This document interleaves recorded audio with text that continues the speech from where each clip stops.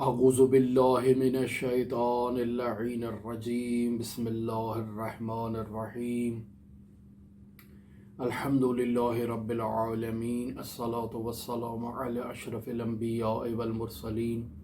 وعلی آلہ طیبین طاہرین المعصومین الذین اذہب اللہ عنہم الرجس وطہرہم تطہیرا اما بعد۔ ہماری آپ کے ساتھ گفتگو آیت اللہ شیخ علی محمد بروجردی رحمۃ اللہ علیہ کے حالات زندگی، واقعات اور حکایات کے موضوع پر جاری تھی، اور ہم اس مرحلے پر پہنچے تھے کہ ہم نے آپ کی خدمت میں بیان کیا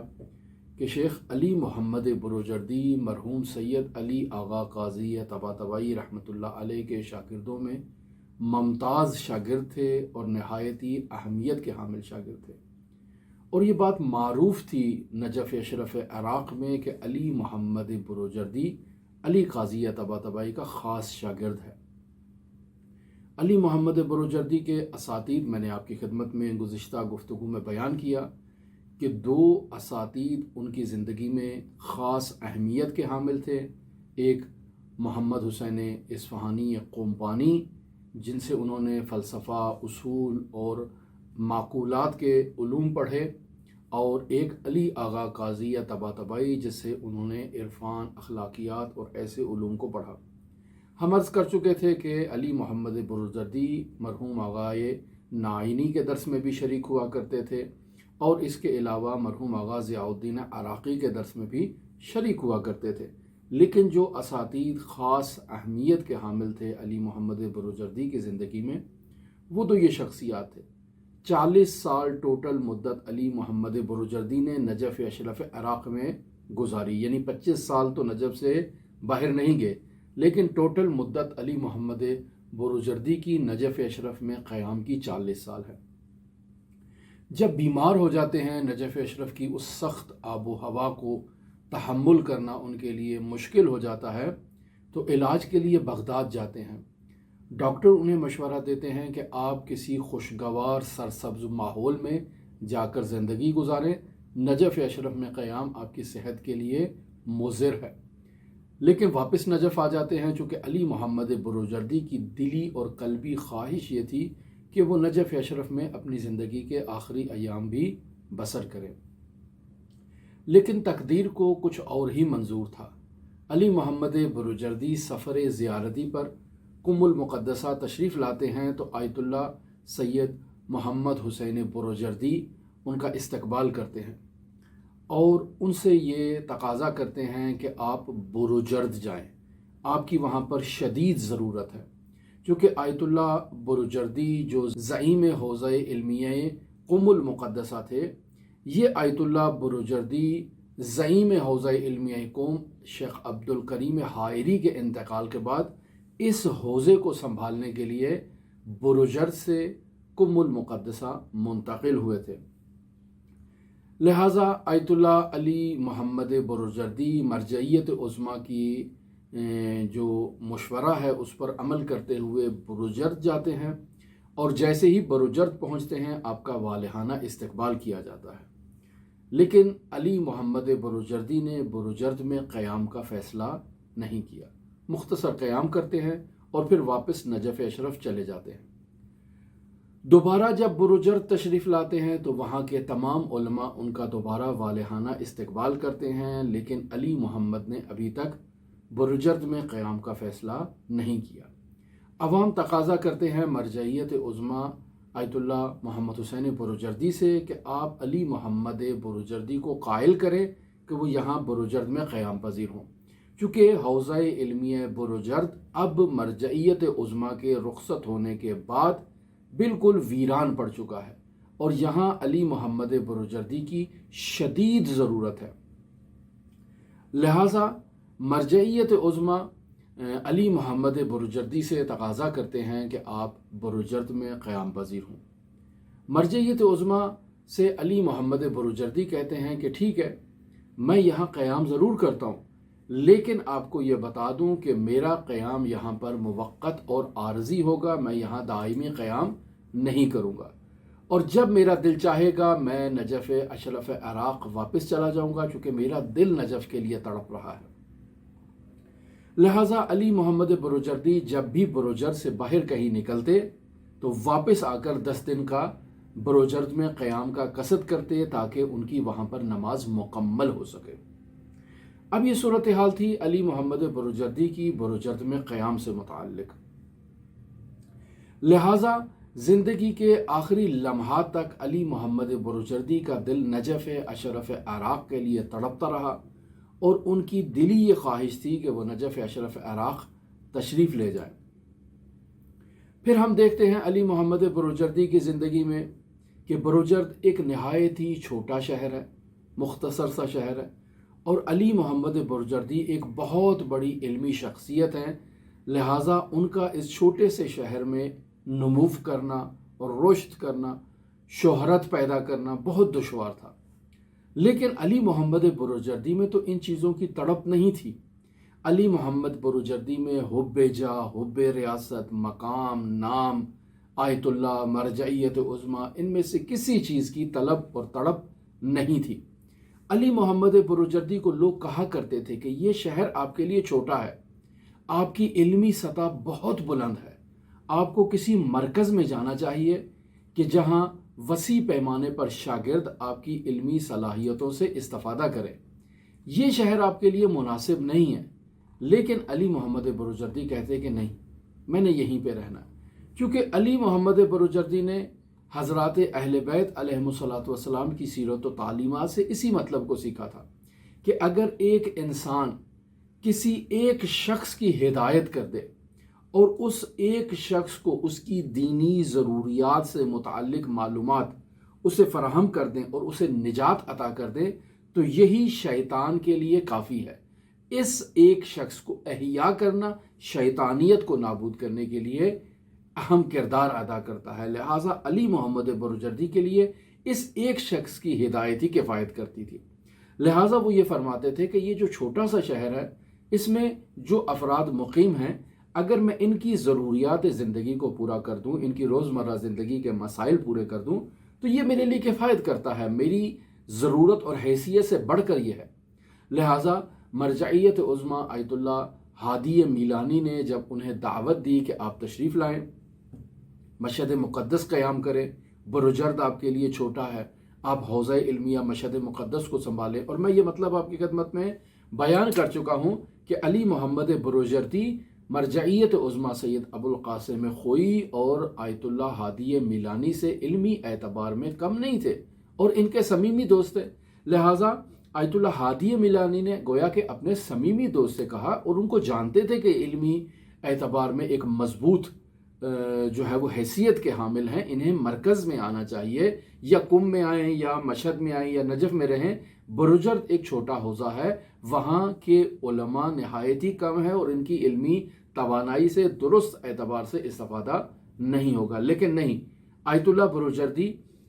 ہادی میلانی صاحب کو کہتے ہیں کہ آپ مشہد میں ہیں، میں بروجرد میں ہوں، یعنی گویا کہ آپ ایک جگہ ہیں، میں دوسری جگہ ہوں، اور یہ دونوں شہر آپس میں آج کل جو وسائل ارتباطی ہیں اس کے اعتبار سے کوئی فاصلے پر نہیں ہے، اور یہ شہر میرے لیے کفایت کرتا ہے۔ میں مشہد مقدس زیارت کے لیے تو آ سکتا ہوں، لیکن قیام کے لیے نہیں آؤں گا۔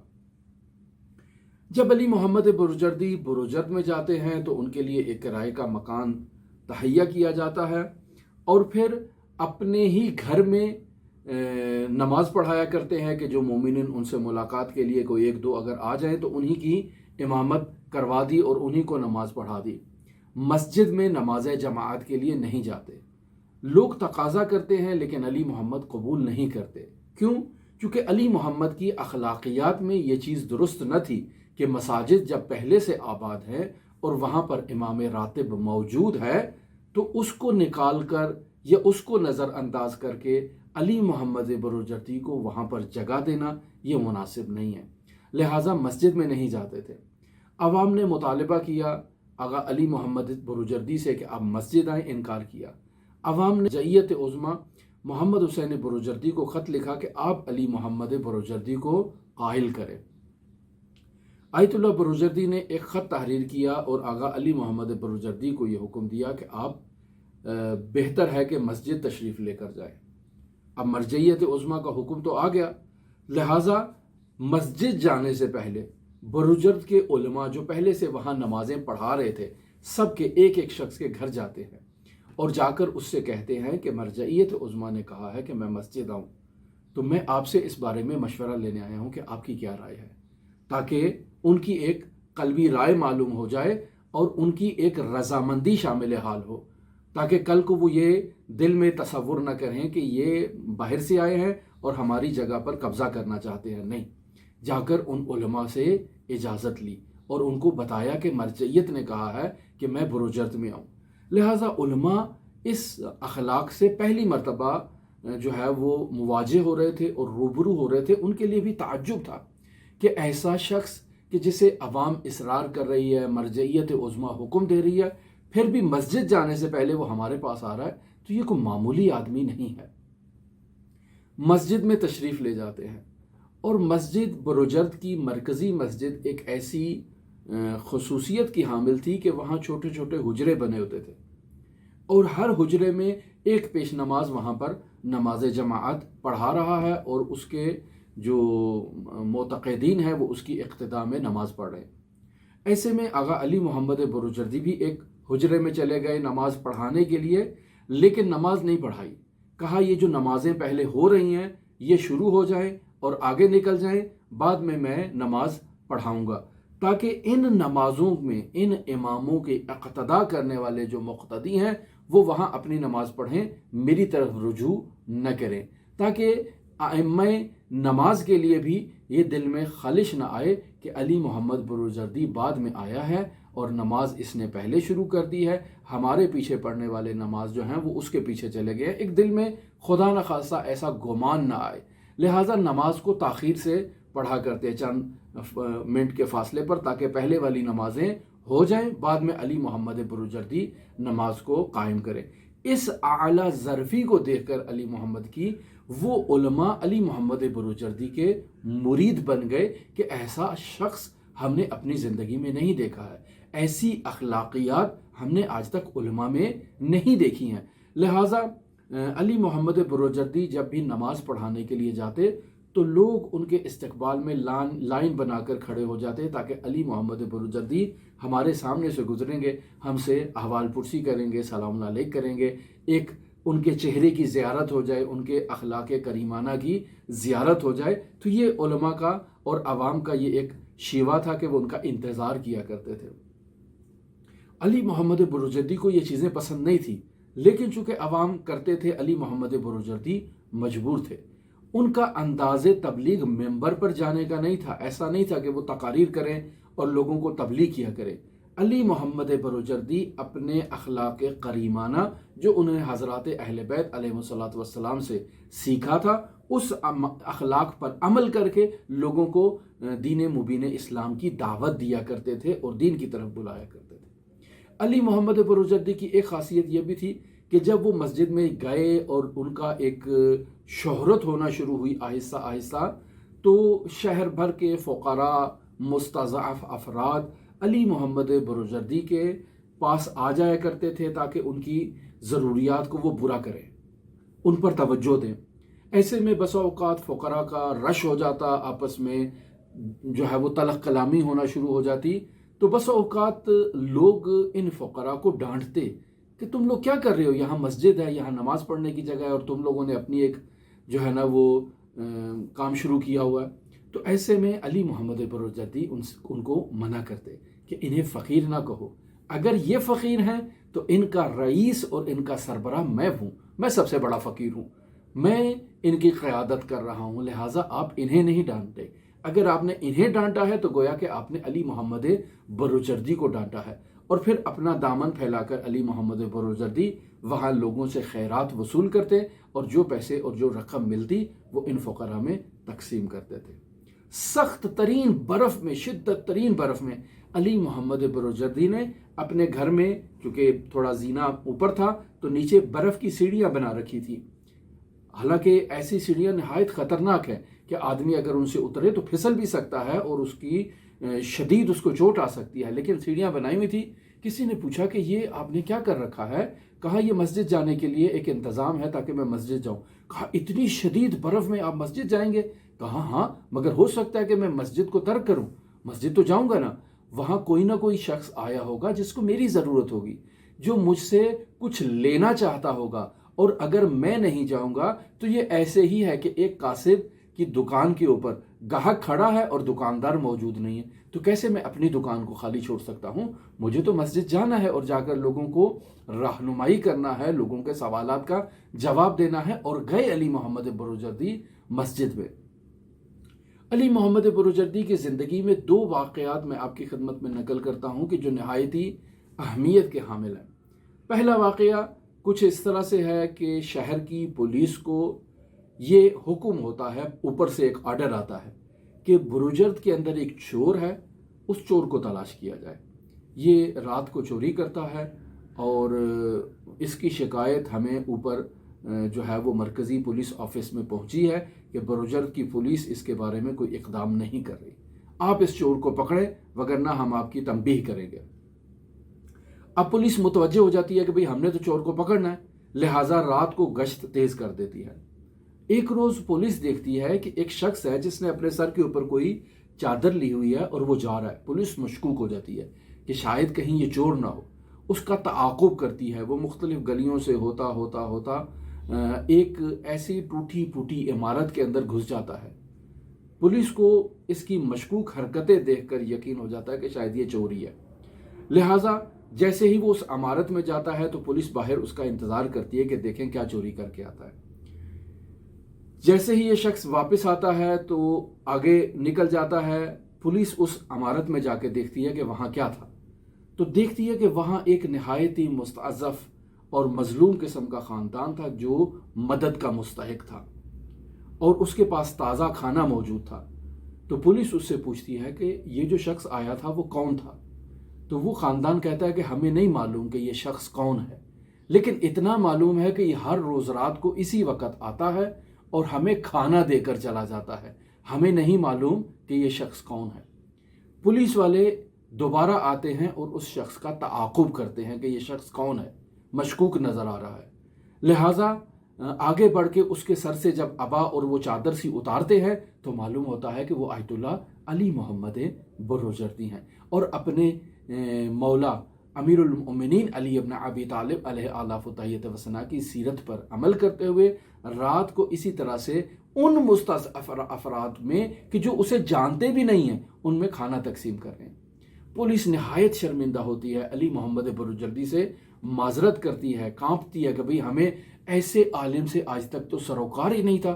اور پھر کہتی ہے کہ ہمیں معاف کر دیں، ہمیں نہیں معلوم تھا۔ کہا شرم کی بات ہی نہیں ہے، اصلاً معافی کی بات ہی نہیں ہے، آپ اپنے وظیفے پر عمل کر رہے ہیں، آپ کا کام ہے اس شہر کی سیکیورٹی اور امنیت کو فراہم کرنا، آپ اپنے وظیفے پر عمل کر رہے ہیں، آپ مجھ پر مشکوک ہوئے، آپ نے جو ہے وہ میرا تعاقب کیا تو آپ نے اپنے وظیفے پر عمل کیا ہے۔ یہ بھی ایک اخلاق کریمانہ ہمیں بتا رہے ہیں کہ دیکھیں شہر کی انتظامیہ، شہر کی جو پولیس ہے، اس کا ایک وظیفہ قانون میں اس کے لیے بیان کیا گیا ہے۔ ہماری یہ ذمہ داری ہے کہ ہم ان کے ساتھ تعاون کریں اور ان کے ساتھ کوآپریٹ کریں۔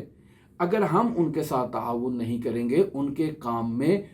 خلل واقع کریں گے تو نتیجہ یہ نکلے گا کہ شہر کا انتظام مخل ہو جائے گا۔ ہم اگر اپنے معاشروں میں دیکھ لیں جہاں جہاں ہم زندگی بسر کر رہے ہیں، اگر ہم اپنے شہر کی انتظامیہ کے ساتھ تعاون نہیں کریں گے تو ہمارا شہر جو ہے وہ ایک جرائم کا مجموعہ بن جائے گا اور اس شہر میں زندگی گزارنا ہمارے لیے دشوار ہو جائے گا۔ لہٰذا اس پولیس کے ساتھ تعاون کرنا ہمارا اپنے آپ کے ساتھ تعاون کرنا ہے۔ ہاں اگر پولیس میں کچھ فاسد افراد موجود ہیں، کچھ بد اخلاق قسم کے افراد موجود ہیں، کچھ قانون کو پامال کرنے والے افراد موجود ہیں، تو یہاں ہمارے تعاون کا انداز مختلف ہونا چاہیے۔ ہماری یہ ذمہ داری ہے کہ ہم ان فاسد پولیس والوں کے متعلق شکایت کریں، کمپلین کریں، ان کے خلاف ایک تحریک چلائیں، کیونکہ اگر ایک مچھلی خراب ہو جائے تو پورے تالاب کو خراب کر دیتی ہے۔ اگر ایک پولیس والا ایک ادارے میں خراب اور کرپٹ آ جاتا ہے تو پورا ڈپارٹمنٹ اس کی وجہ سے بدنام ہو جاتا ہے اور لوگوں کا اس ادارے سے اعتماد اٹھ جاتا ہے۔ لہٰذا علی محمد بروجردی یہ ہمیں سبق دینا چاہ رہے ہیں کہ دیکھو انتظامیہ سے تعاون کرنا آپ کی ذمہ داری ہے۔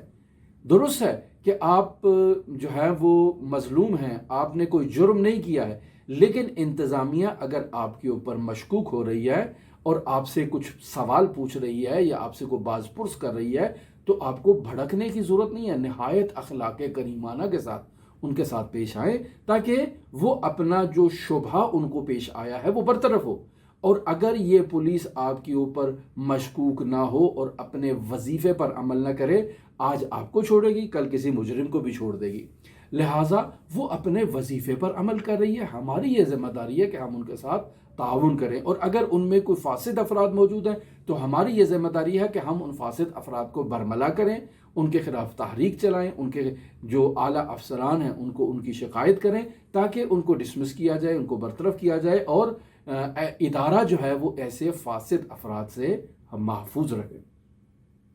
پھر ایک مرتبہ کا واقعہ ہے کہ علی محمد بروجردی مسجد میں ایک دفعہ تشریف لاتے ہیں، نماز پڑھا کر جب واپس جانا چاہتے ہیں تو راستے میں ایک فقیر آپ کو ملتا ہے جو سید ہوتا ہے اور کہتا ہے کہ مجھے وجوہات شرعیہ جو سہم سعادات ہے وہ مجھے دیا جائے۔ علی محمد بروجردی ان سے کہتے ہیں کہ دیکھیں میرے پاس تو ابھی کوئی ایسی رقم نہیں ہے کہ جو میں آپ کو دے سکوں، آپ دعا کریں کہ اللہ ان تاجروں کو مال دے، ان کے کاروبار میں برکت ڈالے، یہ وجوہات شرعیہ ادا کریں، خمس ادا کریں، وہ رقم مجھ تک پہنچے اور وہ میں آپ جیسے مستحقین تک پہنچا دوں، میرے پاس تو کچھ نہیں ہے۔ لیکن وہ سید علی محمد بروجردی کے جو ہے نا وہ پیچھے پڑ جاتا ہے کہ نہیں آپ مجھے دیں، لہٰذا علی محمد نماز میں جا رہے ہیں، وہ نماز میں علی محمد کے پیچھے آ رہا ہے، نماز کے وسط میں علی محمد سے سوال کر رہا ہے، نماز کے بعد علی محمد سے سوال کر رہا ہے، اور جب علی محمد 2-3 دفعہ وضاحت دینے کے بعد شرمندہ ہو کر جانے لگتے ہیں تو وہ پیچھے سے علی محمد بروجردی کو گالیاں دینا شروع کر دیتا ہے۔ ایسے میں علی محمد بروجردی کے مقتدی حضرات ناراض ہو جاتے ہیں اور اس سید کے ساتھ جو ہے نا وہ برخورد کرنا چاہتے ہیں کہ اس سید کو تنبیہ کی جائے، لیکن علی محمد بروجردی مانے ہوتے ہیں اور کہتے ہیں ہرگز کسی کو اجازت نہیں ہے کہ وہ اس سید کے ساتھ بدرفتاری کرے، یہ مجھ سے اپنے درد دل کا اظہار کر رہا ہے، اس کو ضرورت ہے اور یہ اپنی ضرورت کا مجھ سے تقاضا کر رہا ہے، میں اس کی ضرورت اگر پورا نہیں کر پا رہا تو یہ ان الفاظ کے ذریعے سے جو ظاہراً نازیبا الفاظ ہیں، یہ ان الفاظ کے ذریعے سے مجھ سے اپنے درد دل کا اظہار کر رہا ہے، میری شان میں گستاخی نہیں کر رہا ہے، لہٰذا آپ کو اسے جو ہے وہ تنبیہ کرنے کا یا اسے ڈانٹنے کا حق حاصل نہیں ہے۔ پھر یہاں علی محمد بروجردی اپنے استاد کا واقعہ نقل کرتے ہیں، یہ واقعہ میں آپ کی خدمت میں بیان کر چکا ہوں، ہماری پلے لسٹ میں موجود ہے علماء شیعہ کے حالات زندگی، وہاں آپ جا کر رجوع کریں، تفصیل سے واقعہ وہاں پہ میں نے بیان کیا ہے۔ ماجرا ہے شیخ جعفر کاشف الغطاء سے متعلق کہ وہ بھی اسی طرح مسجد میں حرم حضرت مولا الموحدین میں نماز پڑھا رہے ہوتے ہیں اور نماز کے وسط میں ایک مستحق شخص آتا ہے اور آ کر وجوہات کا مطالبہ کرتا ہے۔ اگر کاشف الغطاء کہتے ہیں کہ میرے پاس جو وجوہات تھی میں نے تقسیم کر دیں، اب میرے پاس نہیں ہے، پھر وہ اٹھتا ہے، پھر وہ تقاضا کرتا ہے، یعنی متعدد مرتبہ شیخ کاشف الغطاء سے جب تقاضا کرتا ہے اور جواب رد سنتا ہے تو اپنا لعاب دہن نکال کر شیخ جعفر کاشف الغطاء پر پھینک دیتا ہے۔ اب ایسے میں شیخ جعفر کاشف الغطاء کے جو پیچھے لوگ نماز پڑھنے والے ہوتے ہیں وہ کہتے ہیں کہ یہ تو ہمارے امام کی اور شیخ جعفر کاشف الغطاء کی اہانت ہو گئی ہے، اٹھتے ہیں اس شخص کو مارنے پیٹنے کے لیے تو شیخ روکتے ہیں کہ نہیں، ہرگز نہیں، کسی کو حق حاصل نہیں ہے کہ وہ مداخلت کرے، یہ میرا اور اس کا معاملہ ہے، لہٰذا اپنا دامن سنبھالتے ہیں اور پوری نماز کے درمیان اس مستحق شخص کے لیے جو ہے وہ رقم کا مطالبہ کرتے ہیں کہ جو جعفر کاشف الغطاء کی داڑھی کو اس کی حرمت کا قائل ہے اور کچھ دینا چاہتا ہے اور اس مستحق کی مدد کرنا چاہتا ہے وہ مدد کرے۔ افراد کہتے ہیں کہ ہم آپ کی جگہ پر یہ کام کرتے ہیں، کہا نہیں، یہ میرا اور اس کا معاملہ ہے، لہٰذا پوری صفوف میں گھومتے ہیں اور جو رقم اکٹھی ہوتی ہے وہ اس شخص کو دے دیتے ہیں کہ یہ لو اور مجھے معاف کرو کہ میں نے تمہارا حق پہلے ادا نہیں کیا۔ علی محمد بروجردی اس ماجرا کو نقل کرتے ہیں کہ وہ میرے استاد تھے، ان کی جب یہ عالم تھا اور انہوں نے جب ایسے کیا تو میں کیوں نہ ایسے کروں، لہٰذا وہیں پر لوگوں سے جمع کرتے ہیں اور اس بندہ خدا کی مدد کو جو ہے وہ پورا کرتے ہیں، اس کی ضرورت کو پورا کرتے ہیں، اور اس طرح سے وہ شخص علی محمد بروجردی کا گرویدہ ہو جاتا ہے۔ علی محمد بروجردی نے پورے بروجرد شہر کو کنٹرول کر رکھا تھا، یعنی تمام مذہبی معاملات پر توجہ تھی علی محمد بروجردی کی۔ ہر مسجد میں جاتے، اس کے پیش نماز سے ملتے، اس کی ضروریات کے بارے میں پوچھتے، عوام کے مسائل کے بارے میں پوچھتے، مذہبی رسومات کے بارے میں پوچھتے، حتیٰ دیہاتوں کا وزٹ کرتے اور وہاں بھی یہی روش تھی، عوام کے مسائل پوچھتے، علماء کی مشکلات کے بارے میں پوچھتے، اور عوامی مشکلات کو برطرف کرنے کے لیے جو ضروری اقدامات تھے ان کی طرف توجہ دیتے۔ حتیٰ اگر کوئی مقروض شخص آ جاتا کہ بھئی میرے پاس پیسے نہیں ہیں اور میرا جو قرض دار ہے جس سے میں نے قرض لیا ہے وہ مجھے تنگ کر رہا ہے، تو اس کو بلاتے اور اس کو تذکر دیتے کہ تم اسے مہلت دو، اور اگر وہ نہیں دے سکتا مہلت تو پھر لوگوں کو جمع کرتے کہ اس مشکل کو حل کیا جائے اور اس کے قرض کو ادا کیا جائے۔ یعنی ایسے اخلاق کریمانہ علی محمد بروجردی ان کا اخلاق کریمانہ کے حامل تھے، اور یہ تمام اخلاقیات انہوں نے اپنے استاد علی آغا قاضی طباطبائی رحمۃ اللہ علیہ کے محضر میں سیکھی تھی۔ کیا فائدہ کہ انسان دینی کتابیں پڑھتا ہے، اخلاقی کتابیں پڑھتا ہے، حضرات اہل بیت علیہ الصلوۃ والسلام کی سیرت و تعلیمات کا بخوبی جائزہ لیتا ہے لیکن ان پر عمل نہیں کرتا۔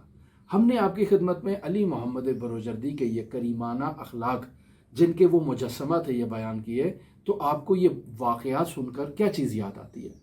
مجھے تو امیر المومنین یاد آتے ہیں۔ یعنی یہ اخلاق کریمانہ جس کو علی محمد بروجردی نے اپنایا، یہ علی ابن ابی طالب کے اخلاقیات ہیں۔ لہٰذا کوئی بھی شخص جو علی محمد بروجردی کو ان صفات اور ان خصوصیات کے ساتھ مشاہدہ کرے گا، اس کا ذہن فوراً علی ابن ابی طالب کی طرف چلا جائے گا اور کہے گا کہ یہ علی ابن ابی طالب کی گویا کہ کاپی ہے، یعنی اس نے اپنے آپ کو علی ابن ابی طالب کے اس قالب میں سانچے میں ڈھال دیا ہے، اور اب یہ علی ابن ابی طالب کا رنگ و بو اختیار کر چکا ہے۔ یہ ہے حضرات اہل بیت علیہ الصلوۃ والسلام کی سیرت و تعلیمات، جس کے لیے امام رضا فرماتے ہیں کہ رحم اللہ عبدا احیا امرنا، کہ کیسے آپ کے امر کو زندہ کیا جائے؟ فرمایا کہ یتعلم علومنا ویعلمها الناس فإن الناس لو علموا محاسن کلامنا لاتبعونا۔ اگر لوگوں کو ہمارے کلام کے محاسن کا علم ہو جائے، خود بخود لوگ ہماری پیروی کرنا شروع کر دیں گے۔ تو یہ وہ علی محمد بروجردی ہیں جن کے ہم حالات زندگی آپ کی خدمت میں ابھی بیان کر رہے ہیں۔ اگر آپ دلچسپی رکھتے ہوں تو ہمارے ساتھ رہ سکتے ہیں۔ اللہم صلی علی محمد وآل محمد وعجل فرج قائم آل محمد۔